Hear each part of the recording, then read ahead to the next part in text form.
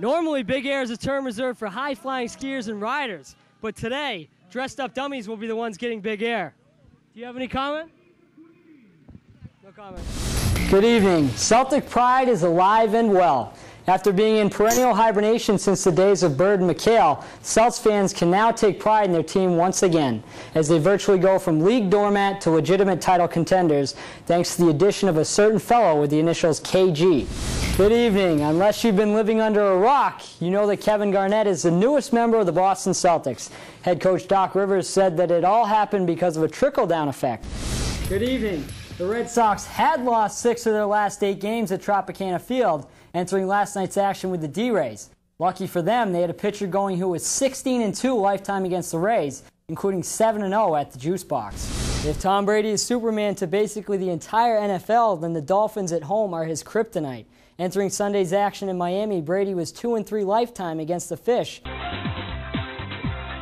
A mere 184 miles separate the AFC champions of Indianapolis and the NFC champions of Chicago. So Super Bowl 41 wasn't just about the trophy, it was about Midwest bragging rights as well.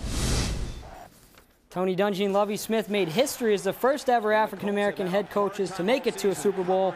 Someone else who made history was this guy. Devin Hester takes the opening kickoff, finds a seam, and jets 92 yards for the score. It was the first ever opening kickoff return for a touchdown in Super Bowl history.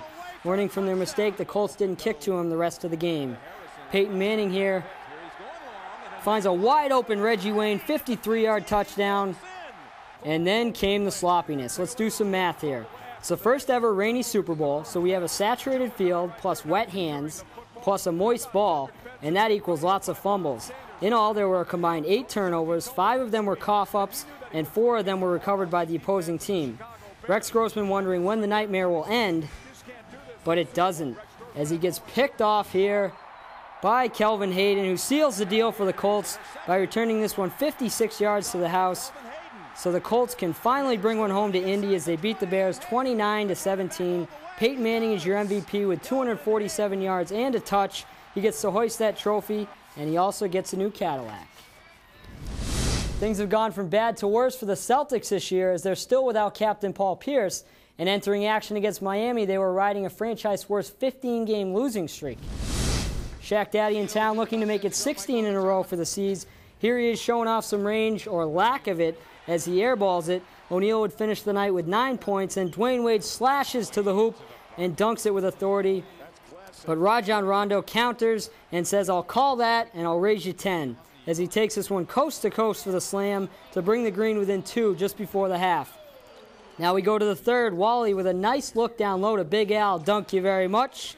Jefferson notched a double-double, 13 points, 16 boards. But in the end, there was just too much of the flash. Spinning in the lane here for the easy 2. Wade led all scorers with 30 as the Heat hand the Seas their 16th consecutive loss, 91-79. And tomorrow night, the Nets will invade the TD Bank North Garden. Tune in for Celtics tonight at 7 with Gary and Donnie, followed by Mike and Tommy with your call at 7:30, right here on FSN New England. The Bruins had been skating on thin ice as of late with a 5-game losing streak, but thanks to a thrilling overtime goal by the captain the other night in Carolina, they look to carry that momentum into D.C. Tim Thomas looking to make it 2 road wins in a row for the Bees, picked things up in the second, and in his first game as a Bruin, Brandon Bochenski lights the lamp to put the black and gold up 1-0. Ole the goalie wondering what happened. To the third now, and the Caps take the 2-1 lead as Eric Fair collects the rebound and beats a sprawling Thomas with about 12 minutes to play. But then the Bees, with some great passing here on the power play, Patrice Bergeron one-times it past Kolzig for his 17th goal to knot things at 2. And then we go to the shootout, and Phil Kessel beats Kolzig with the backhand for the game winner. The Bees return home tonight to host the defending Stanley Cup champion Hurricanes at 7 o'clock. That's your FSN Sports Update. I'm Joe Fagella. Franklin Pierce alum Matt Soul hates running and jokingly admits that he's never run more than 2 continuous miles without vomiting. Yet, despite the cold and the rain, he was determined to run 26.2 continuous miles, but it's all for someone very close to his heart. He ran the 111th Boston Marathon in honor of his mom, who has been diagnosed twice with breast cancer. And although she's been successful with both fights, he knows way too many people aren't so lucky. I started the Facebook group to help spread the word of my raising money for Dana-Farber Cancer Institute. I still have another month to raise money. The last count was $3,500 today. He started training in early December, where he admits he couldn't even finish the first 2-mile run. Since then, he slowly stepped it up to 18 miles, though, but it came with a price as he developed knee problems. The knee, it started hurting a little bit halfway through, like mile 12, but it warmed up a little bit and it feels a lot better. I don't know about tomorrow, but right now it's okay. When it was all said and done, through bad weather and a bad knee, he finished the race with an official time of 4 hours, 46 minutes, and 58 seconds. And in the end, he did his part to help Dana-Farber reach the ultimate finish line, a world without cancer. At the 111th Boston Marathon, Joe Fagella, FPC TV 25 Sports. Let there be light. April 20th, 2007 marked a special night in the history of Franklin Pierce Athletics as a 3-year fundraising effort culminated in the first ever night baseball game at Dr. Pappas Field.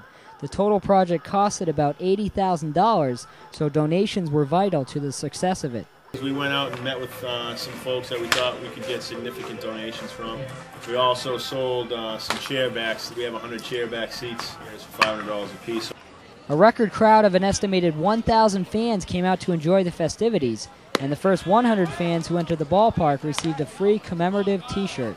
Rocky the Raven was on hand to keep the kids entertained in between innings, and Atlas Pyrotechnics kept everyone entertained after the game with a fireworks display. As for the game, it was a pitcher's duel throughout, but in the end, the Ravens prevailed 3-2.